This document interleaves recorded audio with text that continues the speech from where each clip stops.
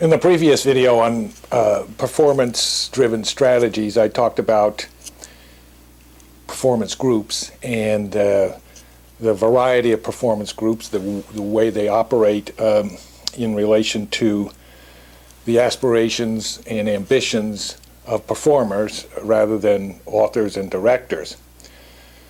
But the performance group strategy depends on skills other than performance skills. Requires organizational skills, managerial skills, marketing skills, the ability to manage large-scale productions involving performers and engaging different audiences worldwide.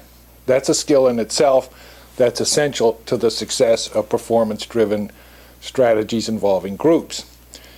And in this video, I wanted to focus on some of the large-scale performance groups that have thrived in the last decade very successfully.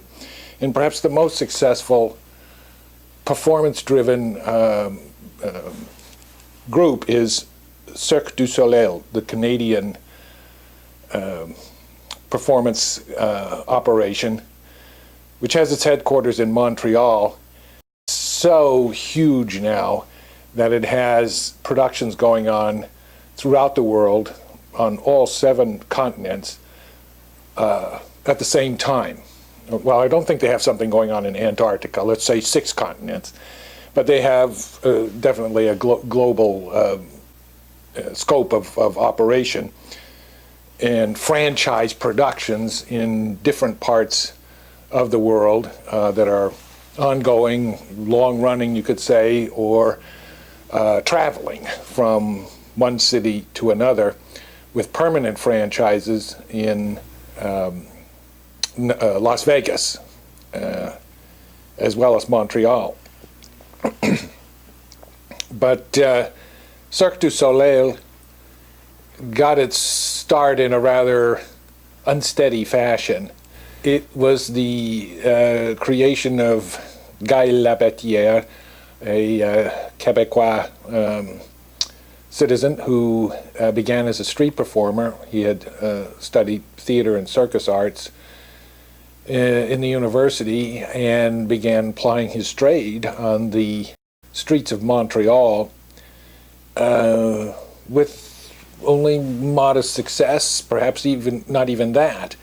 And then he began to collaborate with other performers to assemble larger street performance, and managed to get a grant from the Canadian government to establish a kind of circus performance in Montreal.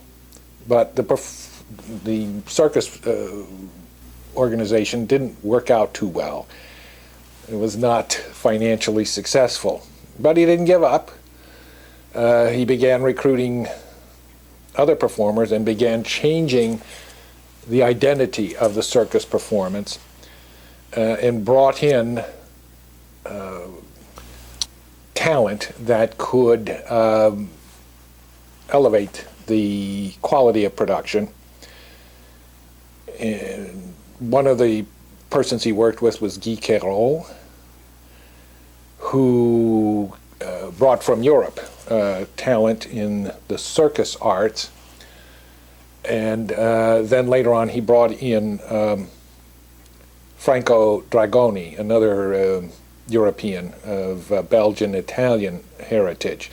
With these 2 men, he was able to assemble a different kind of theater, or circus theater, than had existed before, although it relied heavily on the European model of circus production, which is to eliminate all animal acts, and clown acts had to be very strictly regulated. Because for Labetière, the circus was, you might say, a profound art. It had a kind of seriousness of purpose that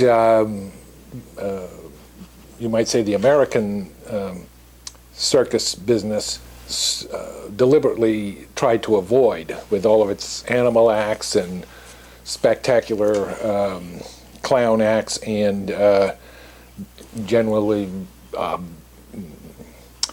high-spirited, fun-loving atmosphere.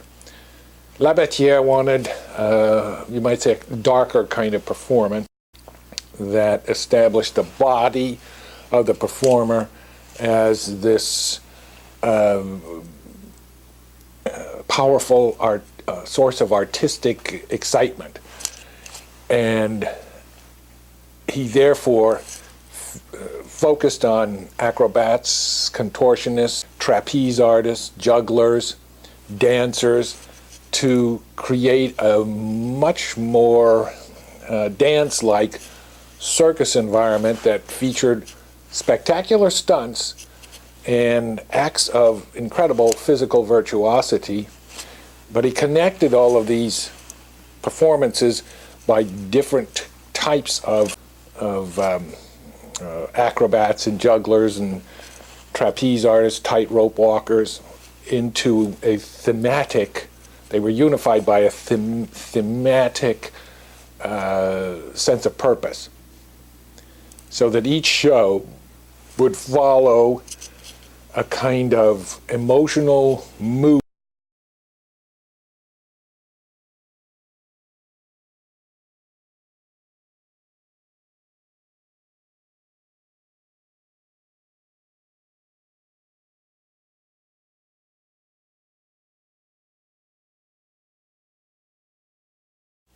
Productions had strange names, often taken from obscure languages or cultures, Keenam or Allegria, and a kind of mysterious aura emanated from the shows, which avoided speaking and language, but really concentrated on the relation between the movement of bodies, the relation of moving bodies to each other, and the relation of all bodies to the music that accompanied their spectacular acts that involved aerial movement or aerial ballets with people up in the air swinging around and performing stunts, tightrope walking, involving very complex relations between people on the high wire and the props they were carrying,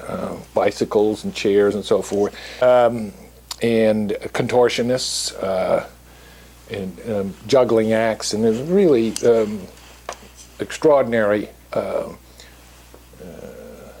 scenario unfolds for the audience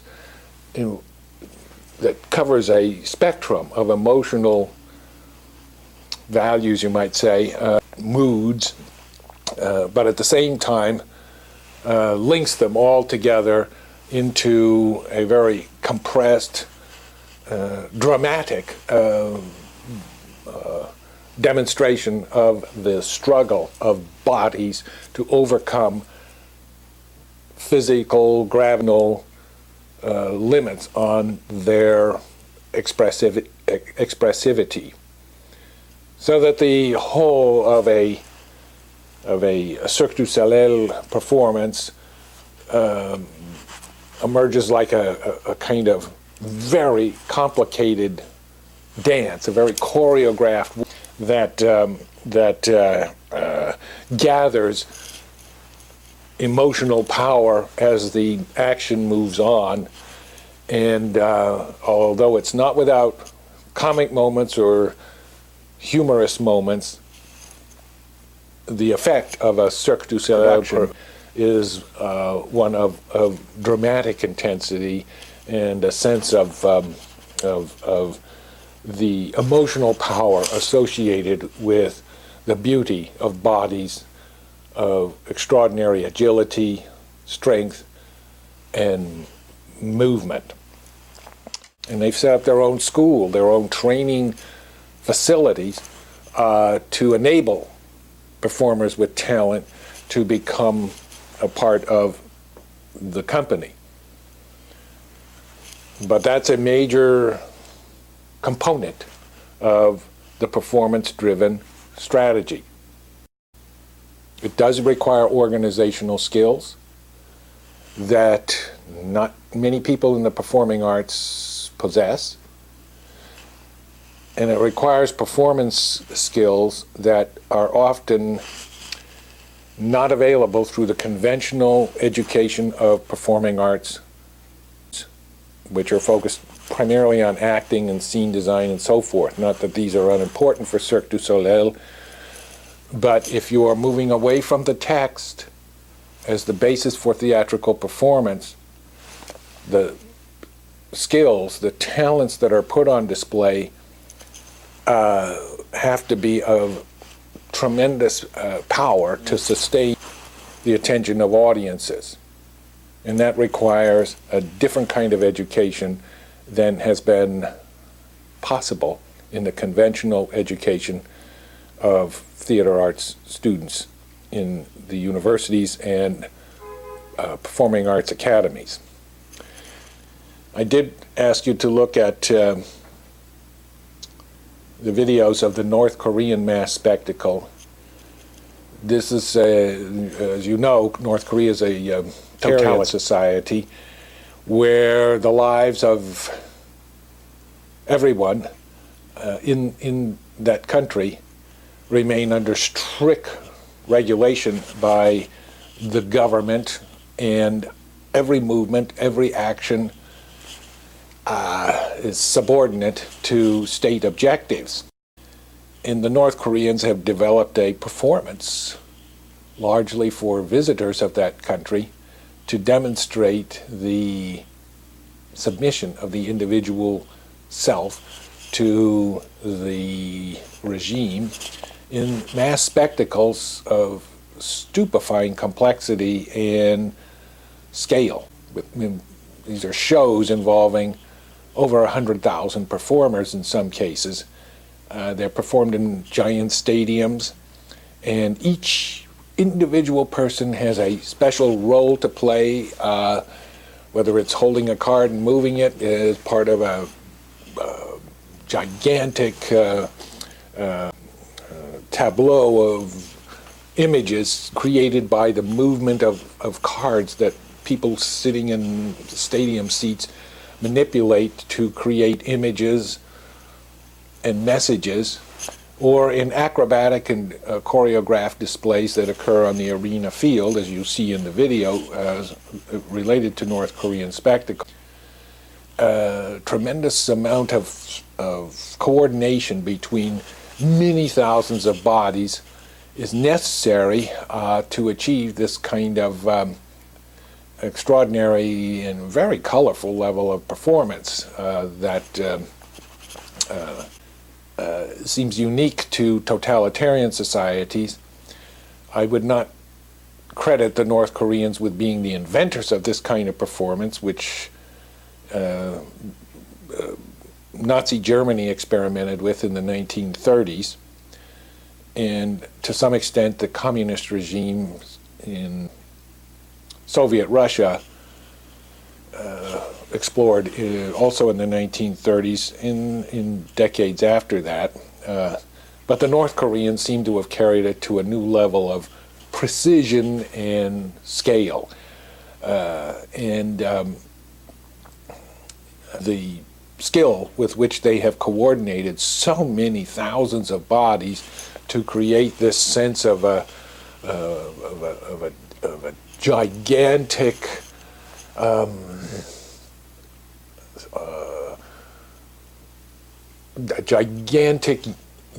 national unit built around the perfect synchronization and coordination of many thousands of bodies is well, it's just remarkable that human beings are capable of achieving such a complex level of performance.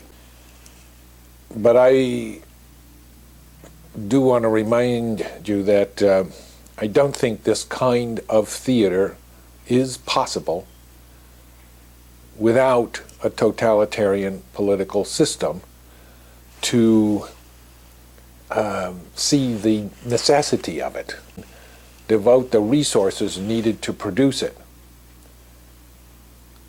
It is a performance all about how each person in some vast society has a role of great significance to play, but that role is guided entirely by the state and by people we don't know who are responsible for assuring that each person plays that role.